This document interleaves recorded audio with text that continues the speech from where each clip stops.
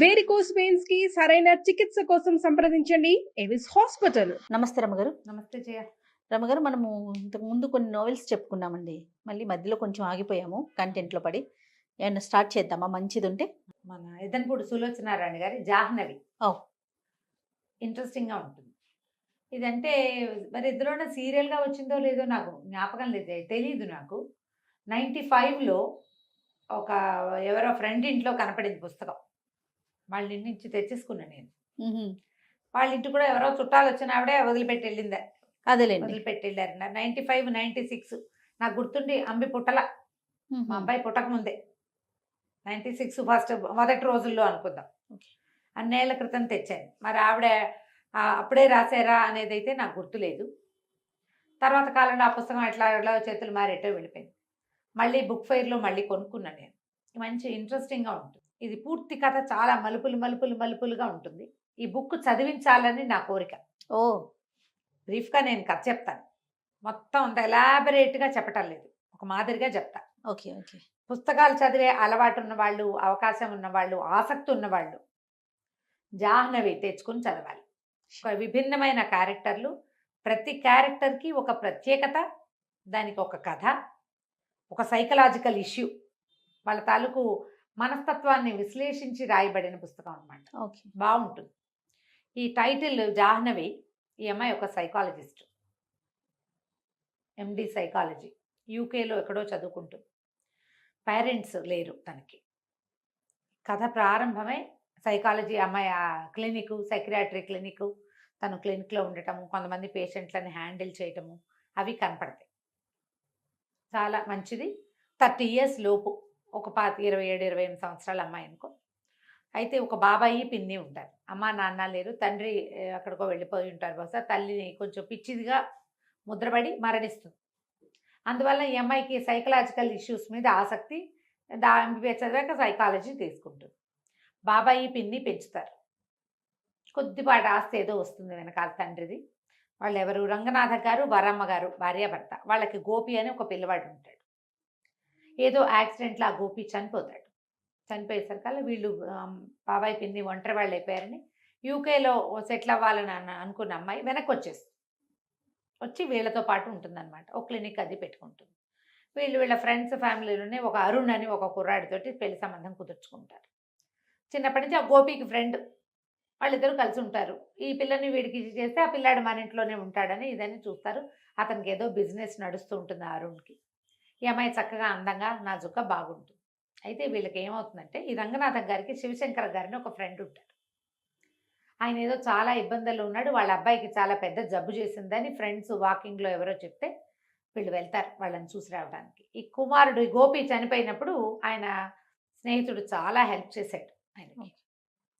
Help మరి వాళ్ళ అబ్బాయికి ఏదైనా ప్రాబ్లం వచ్చినప్పుడు వెళ్తారు చూడాలి కదా. చూడ్డానికి వెళ్తే ఆ రాజాని అమ్మాయి ఎప్పుడో చిన్నప్పుడు చూసింది కానీ అంతగా తెలీదు. ఇప్పుడు చూడ్డానికి వెళ్తే మంచానికి కట్టేసి ఉంటాడు అబ్బాయి.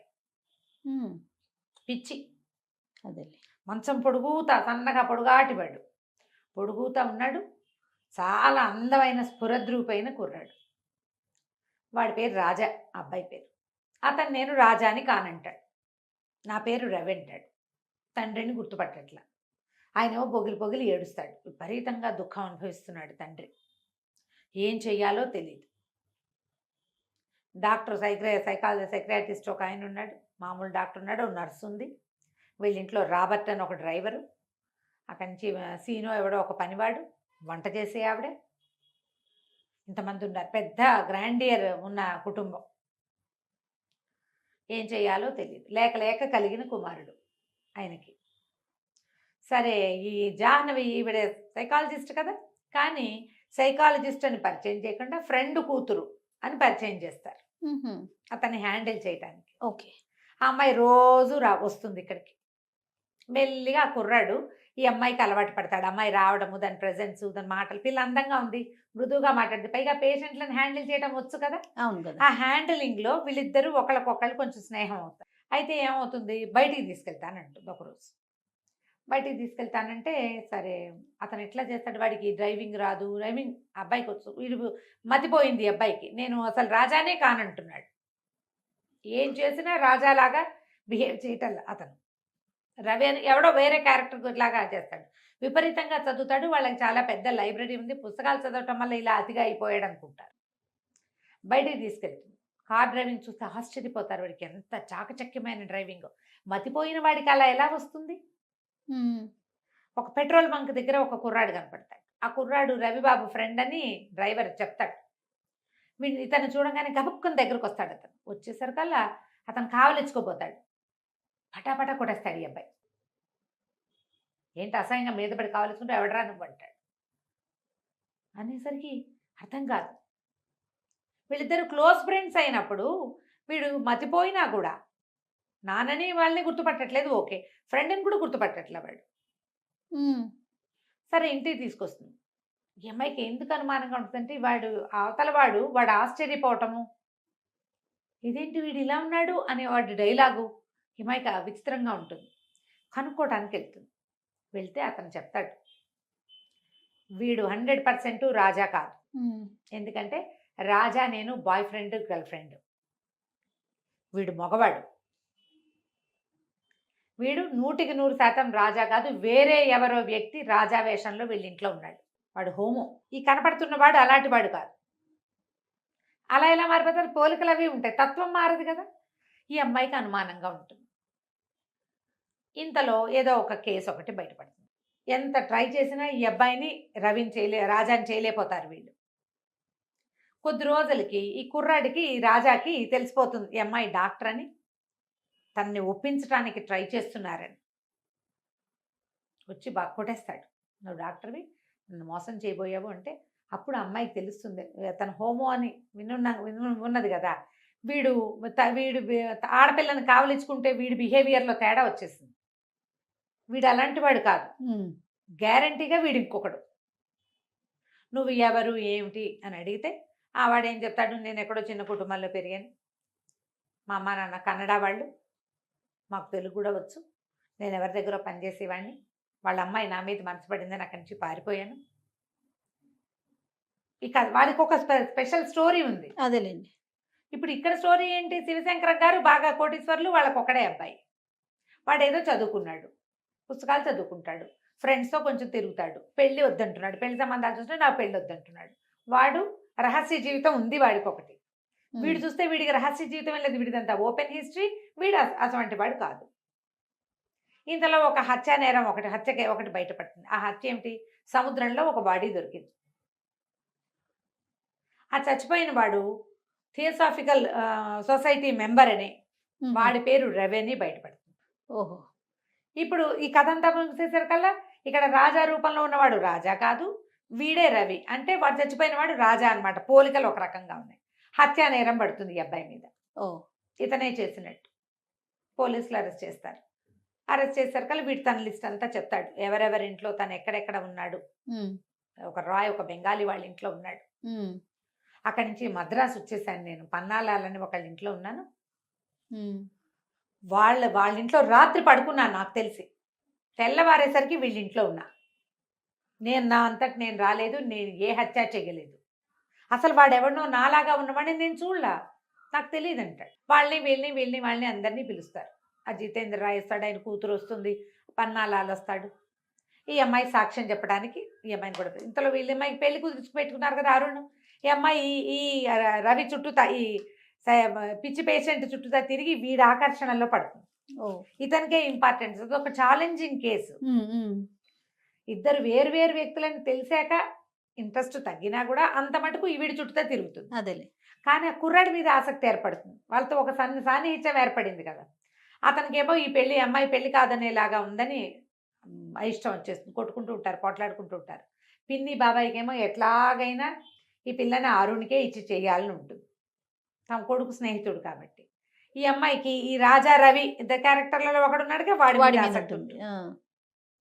సరే, మొత్తానికి పోలీస్ కేసు. ఈ అమ్మాయిని కోర్టుకి సాక్ష్యానికి పిలుస్తారు. పిలిచేసరికల్లా వీడికి పెద్దగా చదువుని వాడు కూడా కాదు రవి అన్నవాడు.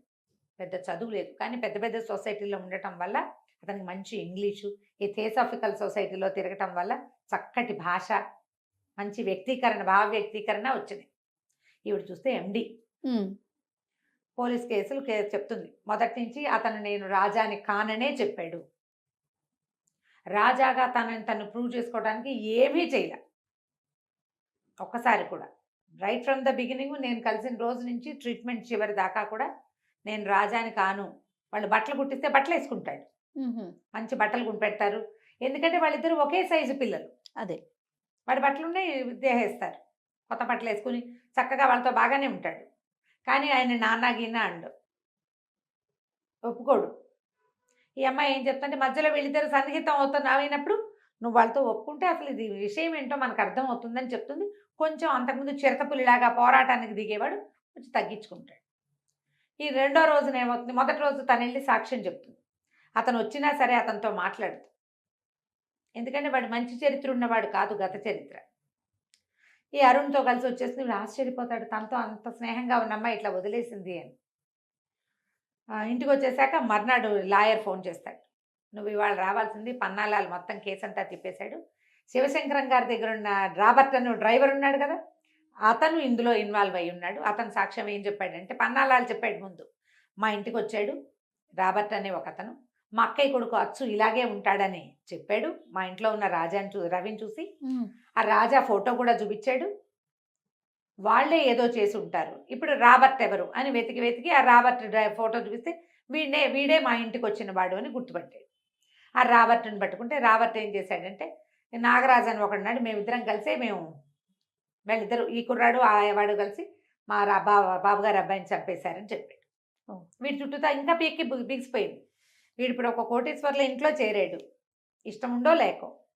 అక్కడ ఉండాల్సిన అబ్బాయి చచ్చిపోయాడు అంటే వీడే చంపేసి ఉండొచ్చు అనే అనుకుంటారు కదా. ఎన్ని మలుపులు తిరుగుతుందో జయ. ప్రతి చోట ఒక బలమైన క్యారెక్టర్ ఉన్న కుర్రాన్ని చూపించడానికి ఎంత బాగా ట్రై చేస్తారు. ఆ అమ్మాయి డాక్టర్గా ఉండి మంచి ఆలోచన పటిమ ఉండి ఎట్లా ఆకర్షితులు అవుతారో చూపిస్తారు. చాలా వివరంగా భలే బ్రహ్మాండంగా ఉంటుంది కథ. నేను చకచకా చెప్పేస్తాను. అవును. అయితే కథ చదువుతుంటే ఒకసారి చదివితే మాత్రం బాగా అర్థం కాదు, రెండోసారి చదవాలి. అంత బాగుంటుంది, బాగా పట్టుగా కూడా రాస్తారు. అక్కడి నుంచి ఏమవుతుంది, కుర్రాడికి శిక్ష పడే పరిస్థితి వచ్చేస్తుంది. ఇంతలో ఈ శివశంకర గారు సూసైడ్ చేసుకుంటారు. ఈ రవిని వదిలేస్తారు. ఆయన ఒక ఉత్తరం రాస్తాడు. ఆయన రాసిన ఉత్తరంలో ఉంటుంది అసలు కథ, అసలు ఇక్కడ ఏం జరిగింది అని. ఈ శివశంకర గారికి భార్య ఉంది, సంతానం కలగల. అయితే ఈయనకి కళ్యాణి అని ఒక అమ్మాయితోటి స్నేహం, అమ్మాయి బాగా తిరుగుపోతుంది. ఈయనతో పాటు ఇంకా 5-6 స్నేహాలు ఉంటాయి. ఆ కళ్యాణి ఒకరోజు ఆయన దగ్గరికి వచ్చింది. ఇది ఇలా స్టార్ట్ అయిందనమాట. వచ్చి ఏం చెప్పిందంటే, నీ దగ్గర పెరుగుతున్న నువ్వు పెంచుకుంటున్న నీ కొడుకు రాజా నా కొడుకు, నాకు 2 పిల్లలు పుట్టారు. డాక్టర్ శేషారత్నం అని ఆవిడ ఈయన భార్యకి డెలివరీ చేస్తుంది. అదే రోజున ఈ కళ్యాణి కూడా డెలివరీ అయింది. నీ భార్యకి వికృతి శిశువు పుట్టింది, ఆడపిల్ల, దాన్ని పారేశారు వాళ్ళు. పిల్లలు అప్పటికే 4 కాన్పుల్లో పిల్లలు పోగొట్టుకుని ఉంది, నీ భార్య చచ్చిపోతుందని నాకు పుట్టిన ట్విన్స్లో ఒక పిల్లవాడిని నీ భార్యకి అప్పచెప్పింది శేషారత్నం. ఓహో, ఈయనేమో ఈ శేషారత్నం ఈ డెలివరీ సరిగ్గా చేయండి, మిమ్మల్ని అమెరికా పంపిస్తానని చెప్పాడు ఈయన. అవి పిల్ల చచ్చిపోయిందంటే ఈయన డబ్బులు ఇవ్వడు కదా, అదే. అందుకని ఆవిడ ఏం చేసింది, 2 మగ పిల్లల్లో ఒక పిల్లాన్ని అక్కడ పెట్టింది. ఇక్కడ పెట్టాను. రవి నా దగ్గర 5 ఏళ్ళు వచ్చేదాకా నాతోటే ఉన్నాడు. తర్వాత నన్ను నాయర్ అని ఒక ఫ్రెండ్ పిలిచాడు, నేను వాడితో వెళ్ళిపోయా. ఈ పిల్లాన్ని ఒక కన్నడ ఫ్యామిలీకి అప్పచెప్పాను. వాడు ఎక్కడున్నాడో నాకు తెలీదు. నాకు ఇప్పుడు 20 ఏళ్ళు జైల్లో ఉన్నాను నేను. వాడు ఒక హత్యానేరంలో ఇరుక్కుని వాడి వల్ల నేను కూడా ఇరుక్కుపోయా. నేను నా కొడుకు దగ్గర ఉండడానికి వచ్చాను. ఈ పిల్లాడు నా కొడుకు. ట్విన్స్ని ఎత్తుకుని ఉన్న ఫోటోలు, శేషారత్నం గారు రాసిన ఉత్తరము అన్నీ ఉన్నాయి అందులో. అది చూసేసరికల్లా అంతకుముందు ఈ కళ్యాణి తనని పెళ్లి చేసుకోమని ఈయన్ని 2వ పెళ్లి చేసుకొని నీకు పిల్లల్ని కంటానని అడిగితే, మీ నాన్న తాగబోతూ మీ అమ్మ తిరుగుబోతూ అని ఎక్కిరిచ్చాడు ఈయన. స్నేహానికే కానీ నువ్వు నాకు ఇంకెందుకు పనికిరావు, నేను నిన్ను పెళ్లి చేసుకోను అని. అందుకని ఈ అమ్మాయి ఏం చేసింది, ఈ కళ్యాణి ఈ పిల్లలిద్దరూ నా పిల్లలు అనేసరికల్లా ఈయనకు అసహ్యం పుట్టేసింది. పైగా తండ్రి ఎవరు అని అడిగితే వాడెవడో తిరిగిపోతూ తాగుబోతూ ఎలాగో 2 పిల్లలు కడుపున పడ్డారు అంతేనని చెప్పింది. ఈయనకి ఎంత చీదర పుట్టేసిందంటే, ఇన్నాళ్ళు అది ఎవరితో తిరిగిపోతూ దాన్ని కొడుకుని పెంచానా నేను, పైగా నా కర్మకి వాడేమో హోమో అయ్యాడు. కళ్యాణి పిల్లాడు అవటం వల్ల కదా వీడికి ఈ లక్షణం వచ్చింది. ఎలాగైనా వాడిని వదిలించేసుకోవాలనుకున్నాను నేను. వాడిని నాతో ఉంచుకోదలుచుకోలే. వాడు చాలా ప్రేమగా ఉండేవాడు. తండ్రి కొడుకు అసలు పక్కపక్కన ఆనుకుని పడుకునేంత స్నేహం. కానీ ఆయనకి చివర్లో ఆ కొడుకు అంటే రోత వచ్చేస్తుంది. ఎందుకంటే ఆ పిల్లాడు నా పిల్లాడు కాదు, వాడి గుణము మంచిది కాదు. హోమం అంటే మరి ఆ రోజుల్లో యాక్సెప్టెన్సీ లేదు. ఇలాంటిది ఎందుకు వచ్చింది వీడికి? ఉమ్. వంశం ముందుకెళ్ళదన్న బెంగ మొన్నటిదాకా ఉండేది. ఇప్పుడు అసలు ఆ కొడుకే నా కొడుకు కాదని కాదు నాకు కదా. తెలిసిపోయింది. ఉమ్. నేనేం చేయాలో నాకు తెలియలేదు. మద్రాసు వెళ్ళాం మేము. వాడు కూడా నాతో పాటు వచ్చాడు. మద్రాసు బీచ్లో నిన్ను చూసాం. ఈ రవికి రాస్తాడనమాట ఆయన ఉత్తరం. అదే పోలికల్లో ఉన్న కుర్రాడు కనపడేసరికి మేము మా వాడిని డిస్పోజ్ చేసేసి వీడిని ఇచ్చేసి వీడిని ఇరికించి ఈ పిల్లల నుంచి తప్పించేసుకోవాలనుకున్నాను. నేను కళ్యాణి పిల్లల నుంచి నా జీవితాన్ని పూర్తిగా విముక్తి చేసేసుకోవాలనుకున్నా. స్వయంగా నా చేతులతో నేనే రాజాని చంపేశాను. అయ్యయ్యో. చంపేశారు. చంపేశాక ఈ రాబర్ట్ ఏం చేశాడు, ఒక బాక్స్లో పెట్టి బాడీని డిస్పోజ్ చేశాడు. పన్నాలాల ఇంట్లో నిద్రపోతున్న రవిని తీసుకొచ్చేసారు. తీసుకొచ్చేసారు. ఒకవేళ అది బయట పెడితే మేము ఎవరో అనామకుడు రోడ్డు మీద తిరుగుతున్నాడు అనుకున్నాం. కానీ వాడు అనామకుడు కాదు, థియోసాఫికల్ సొసైటీలో మెంబరు. వాడు చాలా ప్రముఖమైన వాడే. అదంతా బయటపడేసరికల్లా ఇలా అయింది. తీరా కొద్ది రోజులు గడిచేసరికల్లా నాకు శేషారత్నం ఉత్తరం రాసింది.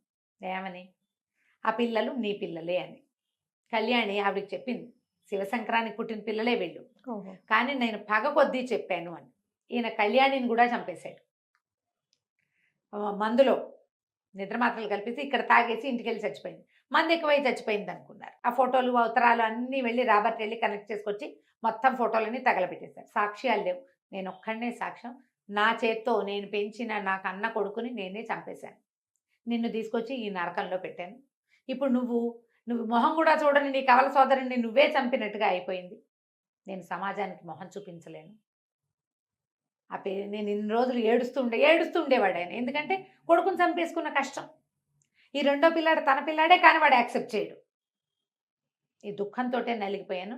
ఇంకా ఈ శిక్ష నీకు వెయ్యను, నేనే చచ్చిపోతున్నానని ఆయన ఉత్తరం రాసి ఒకటి కాపీ టు జడ్జి గారికి ఒకటి పంపించి, పోలీస్ స్టేషన్ కూడా పంపించి, మూడో కాగితం కొడుకు పంపిస్తాడు. ఆ ఉత్తరం అప్పచెప్తాడు ఈ జాహ్నవికి, డాక్టర్కి. ఉత్తరం అంతా చూసి ఆశ్చర్యపోతుంది. మనుషులు ఎంత వింతగా ఉంటారు. అంతే కదా. ఆయన తాగుబోతూ తిరిగిపోతూ అయిన కళ్యాణిని నమ్మాడు. తన 27 ఏళ్ల పెంపకాన్ని నమ్మలేకపోయాడు. అవును. హోమో అయితే తన కొడుకు కాకుండా పోతాడా? వాడికి ఏదో ఒక లక్షణం ఏర్పడింది. దానికి ఎవరు ఏం చేయలేరు కదా. తన కొడుకే కదా. అంతేగా. తన పిల్లాడు కాకపోతే పెంచుకున్న పిల్లాడిని ఉంచుకోరు. రక్తం మీద అంత నమ్మకం ఏమిటి? ఎంత తెలివి తక్కువ పని. చివరికి కొడుకుని తనే పొడిచి చంపేసి వాడు ఆశ్చర్యపోయాడు. రాస్తాడనమాట వాడి మొహంలో దెబ్బతిన్నప్పుడు, డాడీ నువ్వు నన్ను ఎందుకు చంపుతున్నావు అన్న వాడి ప్రశ్నలు నిండిన వాడి మొహాన్ని చచ్చేదాకా మర్చిపోలేకపోయాను నేను. ఓ చెంపకాయ కొడితేనే పిల్లలు మనకేసి ప్రశ్నిస్తారు, మన మొహం చూస్తారు. ఆ మొహం మర్చిపోగలమా? ఈ దుఃఖంతో ఈ ఉత్తరం రాసేస్తాడు ఆయన. దాంతో వదిలేస్తారు. ఆస్తంతా ఈ అబ్బాయి పేరు మీదకి ట్రాన్స్ఫర్ అయిపోతుంది. ఆయన రాసేస్తాడు మొత్తం ఆస్తంతా. తర్వాత ఇతను వచ్చి ఫీజు ఇస్తాడు జాహ్నవికి. నువ్వు నన్ను ట్రీట్ చేసినందుకు 1000 రూపాయలు రాసి ఇస్తాడు. ఇచ్చేసరికల్లా ఇంతేనా అని అడుగుతుంది. ఇంతేనా, 1000 రూపాయలేనా నా ఫీజు అంటే, నేను మరి నా దగ్గర ఇంతే ఉంది, సంపాదించాక మిగిలిన ఫీజు ఇస్తానంటాడు. ఆ కోట్లు ఉన్నాయి మీ నాన్న ఇచ్చినవంటే నాకు అవేం వద్దు, నేను అవి తీసుకోను. పిల్లలకి డబ్బు ఎప్పుడు కావాలి? పెంపకం కావాలి. ఇప్పుడు ఎందుకు నాకు డబ్బు? నేను సంపాదించుకోగలను కదా. చిన్నతనంలో నాకు అవసరం. మా అమ్మ మా నాన్న ఇద్దరు నన్ను వదిలేశారు. ఆవిడెవరు 5 ఏళ్ళు పెంచి ఎవరి దగ్గర వదిలేసింది. వాళ్ళు కొన్ని రోజులు ఉంచుకుని వాళ్ళు వదిలేశారు. గాలికి ధూళికి పెరిగాను నేను. ఈయన దగ్గరికి వస్తే ఈయన ఎంతసేపు రాజా రాజా అన్నాడు, కానీ నన్ను రెవెన్లేదు మా నాన్న. తలకొరివి పెట్టే ఆయనకు పుట్టినందుకు. అంతే. చివరి రోజుల్లో అయినా నన్ను దగ్గర ఉంచుకున్నాడు, బట్టలు కుట్టించాడు, అన్నీ చూశాడు. కానీ నన్ను రాజాని చేయడానికి ట్రై చేశాడు రవి నుంచి. నువ్వు కూడా అమెరికా వెళ్తున్నావు కదా, కంగ్రాచులేషన్స్, అరుణ్ తోటి అమ్మాయి పెళ్ళి అనుకుంటాడు. సరే రేపు 2-3 రోజుల్లో అమెరికా ఎక్కడికో వెళ్ళబోతోంది, ఫారిన్. సరే అందరూ ఎయిర్పోర్ట్కి వెళ్తారు. చాలామంది వస్తారు అమ్మాయిని సీ ఆఫ్ చేయడానికి. ఇతను కూడా ఆగ మేఘాల మీద పరిగెత్తుకొస్తాడు ఈ రవి. పువ్వులు గుర్తిస్తాడు, బాన్ వాయేజ్ అని రాస్తాడు దాని మీద. ఫ్లైట్ వెళ్ళిపోతుంది. ఈ అమ్మాయి ఎయిర్పోర్ట్ నుంచి బయటకు వస్తుంది. ఆ బయట కారులో కూర్చుని ఉంటాడు ఇతను. నిర్ఘాంతపోతాడు. నువ్వు ఎందుకు వచ్చావు, వెనక్కి వచ్చావు ఏమిటంటే, నేను అసలు వెళ్ళటమే లేదు, అరుణ్ని సీ ఆఫ్ చేయడానికి వచ్చాను. మరి పెళ్లి చేసుకోమంటాడు. పెళ్లి చేసుకోను, నేను పిచ్చి అబ్బాయిని ప్రేమించాను, అబ్బాయి ఏమో నన్ను వదిలిపెట్టి వెళ్ళిపోతానంటున్నాడు. అరుణ్కి నాకు ఎప్పుడు పొసగలేదు ముందు నుంచి, ఇప్పుడు పొసగేలా కనపడలేదు అంటే కావలించుకుంటాడు. నాకు ఎవ్వరు లేరు, నువ్వు ఒక్కదానివే నాతోటి ఉన్నావు, పిచ్చిగా ఉన్నప్పుడు కూడా మిగిలిన వాళ్ళంతా అతన్ని మార్చడానికి ట్రై చేశారు. ఈ అమ్మాయి ఒక్కతే అతని మాట నమ్మిందనమాట. ఎప్పుడైతే ఇతను వాడు కాదు అని, అంటే వాళ్ళ రాజా గురించి ఉన్న లక్షణాలన్నీ వింటుంటే ఈ మనిషి వేరు అని అని తెలుసుకుని మొదటి రోజు నుంచి ఆ అమ్మాయికి తెలిసిపోయింది. ఇక ఇద్దరు కలిసి ఉంటారు, పెళ్లి చేసుకుంటారు. జాహ్నవి చాలా బాగుంటుంది. ఆ అమ్మాయి క్యారెక్టరు, శివశంకరం గారి క్యారెక్టరు, అరుణ్ క్యారెక్టరు. ఈ రోజుల్లో మగపిల్లలు ఎలా అమ్మాయిలను తన చుట్టూ తిప్పుకోవాలనుకుంటారు. ఆ అమ్మాయికి ఒక ప్రొఫెషన్ ఉంది, ఒక అంబిషన్ ఉంది, అవే ఉండవు. ఆడపిల్లలాగా తన వెనకాల తిరగాలనుకుంటాడు. ఈ రాజా రవి 2 క్యారెక్టర్లు. రవి క్యారెక్టర్ దేనికదేనండి. దేనికదే ప్రతి క్యారెక్టర్ ఎస్టాబ్లిష్ చేస్తారు వివరంగా. పూర్తిగా వాళ్ళ మనస్తత్వాన్ని కాచి వడబోసి ఒక క్యారెక్టర్, దాని లక్షణం, దాని తీరు, ఒక్కసారి కూడా ఆ క్యారెక్టర్ని దాటి ప్రవర్తించకుండా పాత్రల తాలూకు సంభాషణ. ఈ అమ్మాయి క్యారెక్టర్ ఎక్సలెంట్గా ఉంటుంది, జాహ్నవి. చాలా బాగుంటుంది. ఆ అమ్మాయి వాళ్ళ అమ్మ పిచ్చిదై చనిపోతుంది. కొడుకును పోగొట్టుకున్న వరమ్మ గారు వీళ్ళ పిన్ని, ఆవిడ దుఃఖము అవన్నీ అమ్మాయికి అర్థం అవుతుంటాయి. అలాగే ఇప్పుడు తన ఒరిజినాలిటీని కోల్పోయిన ఈ రవి క్యారెక్టర్ అమ్మాయికి అర్థం అవుతుంది. ఓకే. తను ఎట్లా ట్రీట్ చేసింది ఇతన్ని, అతనితో ఎట్లా మాట్లాడి కన్విన్స్ చేసిందో, కొన్ని సంభాషణలు అయితే ఎక్సలెంట్గా ఉంటాయి. కథ ఇంతే. దొరికితే పుస్తకం కొనుక్కొని చదవండి. ఈ జాహ్నవి తప్పకుండా రమ్మగారు. సూపర్గా ఉంటుంది. కథ కూడా ఇంత ఇంట్రెస్టింగ్గా ఉంది. అవును, అసలు ఈ తండ్రి చంపేసి ఉంటాడని ఊహించాం అసలు మనం. ట్విస్టుల మీద ట్విస్టులు. చాలా బాగుంది రమ్మగారు. నమస్తే. నమస్తే జయ.